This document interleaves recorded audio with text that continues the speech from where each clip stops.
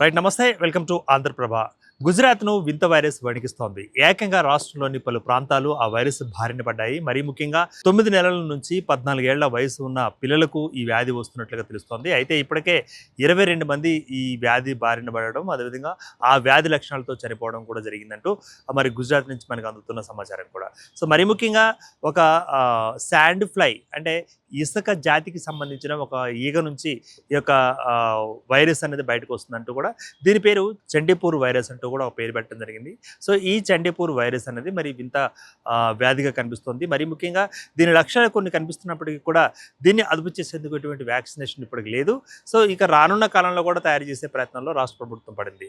మరి ముఖ్యంగా ఈ వ్యాధి యొక్క లక్షణాలు చూసినట్లయితే, అంటే ఈ వైరస్ బారిన పడిన లక్షణాలుగా మనం చూసినట్లయితే వాంతులు అవ్వడం, విరేచనలు అవ్వడం, తద్వారా వారు అపస్మారంలోకి వెళ్ళిపోవడం, ఆ తర్వాత మెదడు వ్యాధికి ఇది సంక్రమించడం, మెదడు వ్యాధికి దారితీసిన తర్వాత అది కాస్త అంటే మృత్యుముఖంలోకి తీసుకువెళ్తున్న రోగిని అంటూ కూడా చెప్తున్నాం క్రమం. సో ఇప్పటికే గుజరాత్లోని ఈటానగర్, భావనగర్ మరి కొన్ని ప్రధాన ప్రాంతాలలో కూడా ఈ వైరస్ వ్యాపించింది. ఈ వైరస్ వ్యాపించడం వల్ల 22 మంది చనిపోయారంటూ కూడా మనకి అధికారికంగా లెక్కలు బయటకు వస్తున్నాయి. మరి ముఖ్యంగా ఈ ఇసుక జాతికి సంబంధించిన ఈగ ఏదైతే ఉందో మట్టి గోడల మధ్యలో ఉండే చీలికలలో ఇది నివాసం ఏర్పాటు చేసుకుంటుంది. అలాగే మరి జంతువులు అంటే మరి ముఖ్యంగా పశువులు ఎక్కడైతే మనం కట్టేస్తామో ఆ పశువులు కట్టివేసిన ప్రదేశాలలో ఇవి ఎక్కువగా వృద్ధి చెందుతుంది అంటూ కూడా ఆ శాండ్ ఫ్లై నుంచి వచ్చిన అంటే ఇసుక ఈగ నుంచి వచ్చిన ఏదైతే ఒక వైరస్ ఉందో ఆ వైరస్ పేరే చండీపూర్ వైరస్ అంటూ ఈ వైరస్ ఎక్కువగా వ్యాప్తి చెందుతుందంటూ కూడా. మరీ ముఖ్యంగా ఇది ఒక అంటే వ్యక్తి నుంచి వ్యక్తికి లేదా జంతువు నుంచి జంతువుకి అంటువ్యాధిగా ప్రబలే అవకాశం అయితే లేదు అంటూ కూడా మనకి క్లియర్ కట్గా అధికారులు చెప్తున్నారు. సో అంటువ్యాధి కాదు, ఇది వ్యాప్తి చెందదు. కానీ ఈ రోగ లక్షణాలు ఎవరికి సోకుతాయో ఆ లక్షణాలు బయటపడిన తర్వాత మెదడు వాపు వ్యాధికి దారితీస్తుంది. అటు తర్వాత రోగి అపస్మారకంలాగా మత్తులోకి వెళ్ళిపోతాడు. ఆ తర్వాత మృత్యు సంభవిస్తుందంటూ కూడా వార్తలు చెప్తున్నారు.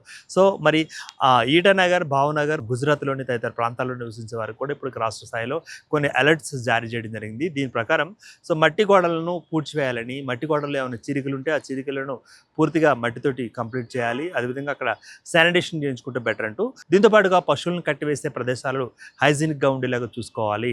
సో అక్కడ నీరు స్టాక్ ఉండడం కానీ, అదేవిధంగా గడ్డి మేటలు వేయడం కానీ, లేకపోతే గడ్డిని అక్కడ చంద్రవందరగా వేయడం కానీ ఇటువంటి పనులు చేయకుండా హైజీనిక్గా చూసుకుంటే ఈ వ్యాధి లక్షణాలు తక్కువగా మరి కనిపిస్తాయి. అదేవిధంగా దాన్ని అదుపు చేసే ఒక క్రమంలో మనం ముందుకు వెళ్ళొచ్చు అంటూ కూడా అక్కడ ప్రజలకు అలర్ట్ చేయడం జరిగింది.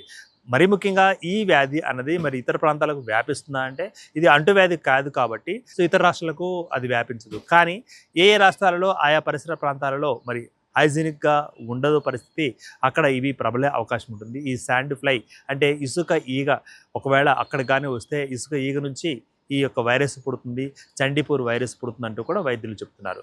మొత్తం మీద దీనికి సంబంధించి గుజరాత్ పక్క ప్రాంతాల వాళ్ళకి ఇరుగు పొరుగు ఉండే రాష్ట్రాల వారు కూడా అలర్ట్గా ఉండాలంటూ కూడా వారు చెప్తున్న అలర్ట్ మెసేజ్.